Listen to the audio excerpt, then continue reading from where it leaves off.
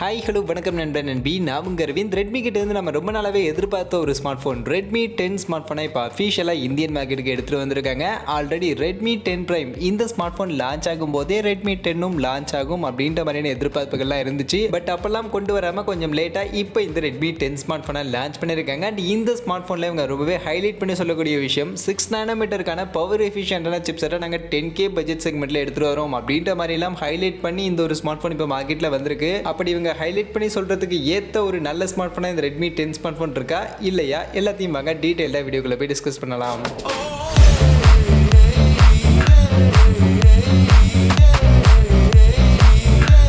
வீடியோக்குள்ள போறதுக்கு முன்னாடி டே டு டே ஆஃபர்ஸ் அப்படின்ற ஒரு டெலிகிராம் சேனல் கிரியேட் பண்ணியிருக்கோம். இந்த சேனல்ல ரெகுலரா ஆன்லைன்ல வரக்கூடிய பெஸ்டான offers, deals, coupons, promo quotes எல்லாத்தையும் அப்டேட் பண்ணிட்டு இருக்கோம். ஸோ யாருக்கெல்லாம் இந்த மாதிரி ஆன்லைன்ல வரக்கூடிய பெஸ்டான ஆஃபர்ஸை பத்தின அப்டேட்டா தெரிஞ்சுக்கணும் அப்படின்ற விருப்பம் இருக்கோ நம்மளுடைய இந்த டெலிகிராம் சேனல்ல வந்து ஜாயின் பண்ணிக்கங்க. ஜாயின் பண்றதுக்கான லிங்க் டிஸ்கிரிப்ஷன்ல இருக்கு.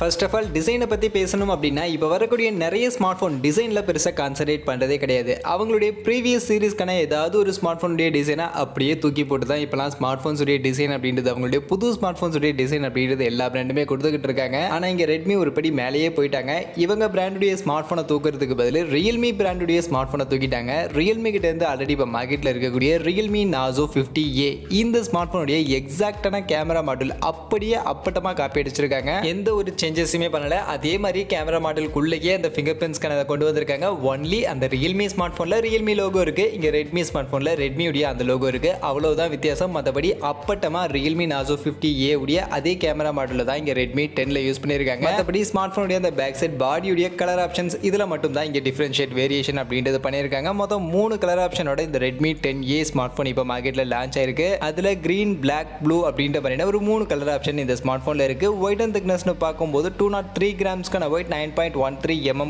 திக்னஸோட கொஞ்சம் பல்கியான ஒரு ஸ்மார்ட் போனை தான் இந்த ஸ்மார்ட் போனை இப்போ மார்க்கெட்டில் லான்ச் பண்ணியிருக்காங்க. அந்த வகையில் இந்த ஸ்மார்ட் போனுடைய டிசைன் பார்க்கும்போது லுக் வைஸும் எனக்கு பெருசாக அந்த அளவுக்கு ஒன்றும் இம்ப்ரெசிவாக இங்கே இல்லை. ரியல்மி நாசோ 50A உடைய டிசைனை கொண்டு வந்திருந்தாலும் எனக்கு அந்த அளவுக்கு டிசைன்லாம் பெருசாக இம்ப்ரெசிவாக இல்லை. அண்ட் மொபைலும் கொஞ்சம் பல்கியான ஸ்மார்ட் போனாக இருக்கிறதுனால டிசைன் அண்ட் லுக் எனக்கு இந்த ஸ்மார்ட் போன் பெருசாக ஒன்றும் அட்ராக்டிவாக இல்லை.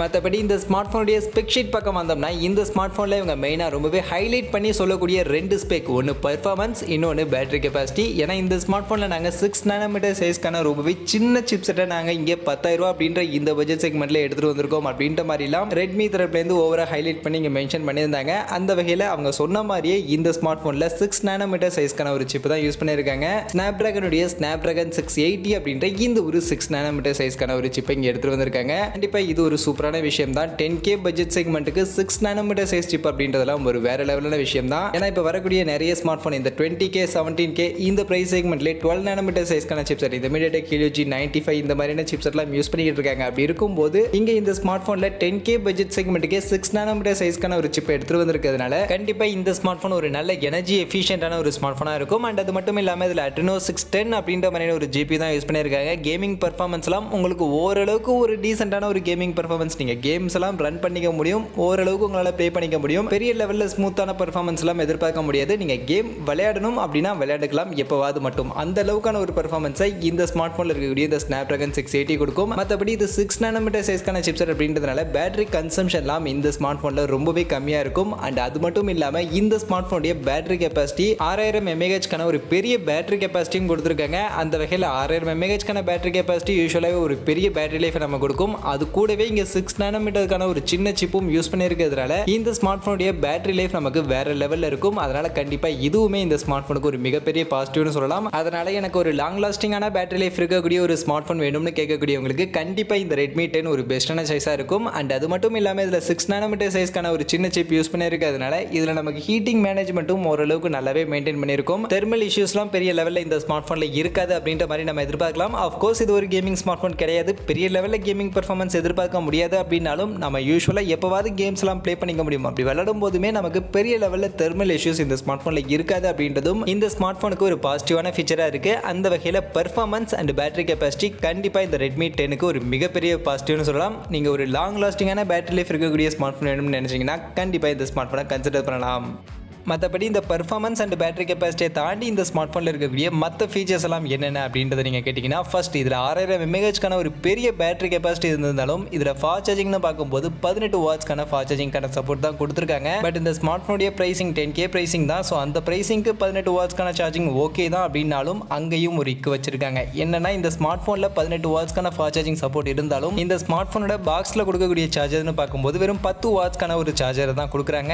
ஏன் இப்படி பண்ணாங்கன்னு தெரியல. 18 வாட்ஸ்க்கான சார்ஜிங் சப்போர்ட் இருக்கும்போது 18 வாட்ஸ்க்கான சார்ஜரே பாக்ஸில் கொடுத்துருக்கலாம். பட் இங்கே காஸ்ட் கட் பண்ணுறதுக்காக வெறும் 10 வாட்ஸ்க்கான சார்ஜர் தான் இந்த பாக்ஸில் கொடுக்குறாங்க. அதனால 18 வாட்ஸ்க்கான சார்ஜரோட நீங்கள் சார்ஜ் பண்ணிக்கணும்னு நினச்சிங்கன்னா தனியாக தான் நீங்கள் சார்ஜர் வாங்கிக்கிற மாதிரி இருக்கும். இது இந்த ஸ்மார்ட் ஃபோனுக்கு ஒரு சின்ன நெகட்டிவாக இருக்குது. என்னை பொறுத்த வரைக்கும் கண்டிப்பாக இந்த ஸ்மார்ட் ஃபோனுக்கு 18 வாட்ஸ்க்கான சார்ஜரை இந்த பாக்ஸ்லேயே கொடுத்துருக்கலாம். அண்ட் அதர்வைஸ் இந்த ஸ்மார்ட் ஃபோனுடைய டிஸ்பிளேன்னு பார்க்கும்போது இங்கே 6.7 இன்ச்சஸ்க்கான ஒரு பெரிய டிஸ்பிளேவே கொடுத்துருக்காங்க. ஆனால் ஃபுல் HD ப்ளஸ் ரெசல்யூஷன் கிடையாது. வெறும் HD ப்ளஸ் ரெசல்யூஷனுக்கான ஒரு டிஸ்பிளே தான் கொடுத்துருக்காங்க. 400 நிட்ஸ்க்கான மேக்ஸிமம் பீக் பிரைட்னஸ்க்கான வேல்யூவோட கார்னிங் கோரில்லா கிளாஸ் 3க்கான ப்ரொடெக்ஷனோட இந்த Redmi 10 ஸ்மார்ட் ஃபோனுடைய டிஸ்பிளே அப்படின்றது கொடுத்துருக்காங்க. அந்த வகையில் கண்டிப்பாக இந்த டிஸ்பிளேவும் இந்த ஸ்மார்ட் ஃபோனுக்கு ஒரு மிகப்பெரிய நெகட்டிவாக தான் என்னை பொறுத்த வரைக்கும் இருக்குது. கண்டிப்பாக இந்த ஸ்மார்ட் ஃபோனுடைய பிரைஸ் செக்மெண்ட்டுக்கு ஃபுல் HD ப்ளஸ் ரெசல்யூஷனுக்கான டிஸ்பிளே கொடுத்துருக்கணும். ஆனால் இந்த ஸ்மார்ட் ஃபோனில் நமக்கு வெறும் HD ப்ளஸ் ரெசல்யூஷனுக்கான டிஸ்பிளே தான் கொடுத்துருக்காங்க. அண்ட் ரெஃப்ரெஷ் ரேட்டும் என்ன அப்படின்றது அவங்க மென்ஷனே பண்ணல. அவங்க மென்ஷன் பண்ணல அப்படின்னும் போது நம்ம எல்லாருக்கும் தெரிஞ்ச விஷயம் தானே. மினிமம் ரெஃப்ரெஷ் ரேட் தான் 60 ஹெர்ட்ஸ்க்கும் கம்மியான ரெஃப்ரெஷ் ரேட் தான் இந்த ஸ்மார்ட் ஃபோனில் இருக்க போகுது. அந்த வகையில் கண்டிப்பாக இந்த ஸ்மார்ட் ஃபோனுடைய இந்த டிஸ்பிளே ஃபீச்சரும் இந்த ஸ்மார்ட் ஃபோனுக்கு ஒரு மிகப்பெரிய டிஸ்அட்வான்டேஜ் அப்படின்னு தான் நான் சொல்லுவேன். இந்த ஸ்மார்ட் ஃபோனுடைய பிரைஸ் செக்மெண்ட்டுக்கு கண்டிப்பாக ஃபுல் HD ப்ளஸ் ரெசல்யூஷனுக்கான டிஸ்பிளே கொடுத்துருக்கணும். ஆனால் இங்கே வெறும் HD ப்ளஸ் ரெசல்யூஷனுக்கான டிஸ்பிளே கொடுத்தது கண்டிப்பாக இந்த ஸ்மார்ட் ஃபோனுக்கு ஒரு மிகப்பெரிய நெகட்டிவ் தான். அதே சமயம் இது ஒரு நெகட்டிவாக இருந்தாலும்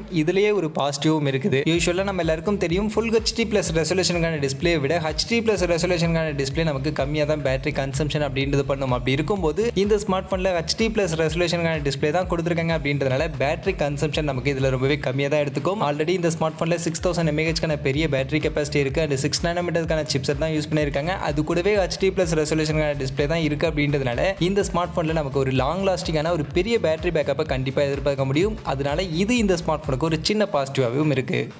மற்றபடி இந்த ஸ்மார்ட் ஃபோனுடைய கேமரா செட்டப்னு பார்க்கும்போது பேக் சைட் 2 கேமரா கொடுத்துருக்காங்க. அதில் பிரைமரி கேமரா யூஸ்வலான அந்த 50 மெகாபிக்சலுக்கான ஒரு பிரைமரி கேமரா f1.8க்கான அப்பேச்சர் வெளியிட தான் கொடுத்துருக்காங்க. ஸோ இது இந்த ஸ்மார்ட் ஃபோனுடைய பிரைசிங்க்கு ஒரு ஒர்த்தபிளான கேமரா தான். பட் அது கூட சப்போர்ட்டிவ் கேமரான்னு பார்க்கும்போது ஒரே ஒரு 2 மெகாபிக்சலுக்கான ஒரு கேமரா கொடுத்துருக்காங்க.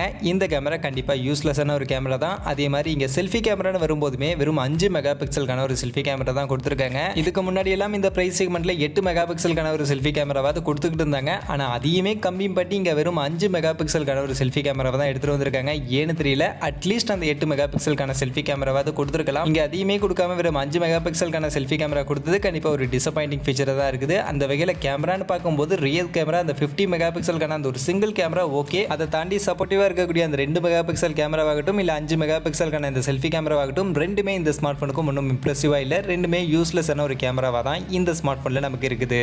அதோட மற்றபடி இங்கே ஃபிங்கர் பிரிண்ட் ஸ்கேனர்னு பார்க்கும்போது ரியர் சைட் பேக் சைட் தான் ஃபிங்கர் பிரிண்ட் ஸ்கேனர் கொடுத்துருக்காங்க. அண்ட் டெடிகேட்டட் SD கார்டுக்கான ஸ்லாட் கொடுத்துருக்காங்க. LPDDR4X-க்கான ரேம் டைப் இருக்கு. UFS 2.2க்கான ஒரு ஸ்டோரேஜ் சப்போர்ட் கொடுத்துருக்காங்க. ஸோ இது இந்த ஸ்மார்ட் ஃபோனுக்கு ஒரு மிகப்பெரிய பாசிட்டிவ் தான். இந்த ஸ்மார்ட் ஃபோனுடைய பட்ஜெட் செக்மெண்ட்டுக்கு UFS 2.2க்கான ஸ்டோரேஜ்லாம் ஒரு சூப்பரான விஷயம் தான். அண்ட் அது கூடவே ப்ளூடூத் வெர்ஷன் 5.0க்கான கனெக்டிவிட்டி அண்ட் Wi-Fi 5க்கான கனெக்டிவிட்டி Android 11 மேலே MIUI 13க்கான UI தான் இந்த ஒரு ஸ்மார்ட் ஃபோன் ரன் ஆகுது. Android 12க்கான அப்டேட்டட் OS கொடுத்துருக்கலாம். பட் ஏன்னு தெரியல இங்கே Android 11க்கான OS தான் வருது. பட் இந்த ஸ்மார்ட் ஃபோனுடைய பிரைசிங் அண்ட் ரேம் வேரியன்ட் அப்படின்னு வரும்போது இங்கே 2 வேரியன்ட் அவைலபிளாக இருக்குது. 4+64GB அப்படின்ற இந்த ஒரு பேஸ் வேரியன்ட் 10,999 அப்படின்ற பிரைசிங்கும் 6+128GB அப்படின்ற வேரியன்ட் 12,999 அப்படின்ற மாதிரியான ஒரு பிரைசிங்கும் இப்போ லான்ச் பண்ணியிருக்காங்க. பட் இனிஷியலாக இப்போவும் போல இந்த லான்ச்சிங் சேல் ஆஃபரில் இங்கே HDFC பேங்க் கார்டுக்கு ஒரு 1000 rupees இன்ஸ்டன்ட் டிஸ்கவுண்ட் பண்ணுறாங்க. ஸோ அதை அப்ளை பண்ணி வாங்கும்போது நம்மளால 4+64GBக்கான வேரியன்ட் 10Kக்கும் 6+128GBக்கான வேரியன்ட் 11K அப்படின்ற பிரைசிங்கும் பர்ச்சேஸ் பண்ணிக்க முடியும் அப்படின்ற மாதிரி கிளைம் பண்ணியிருக்காங்க.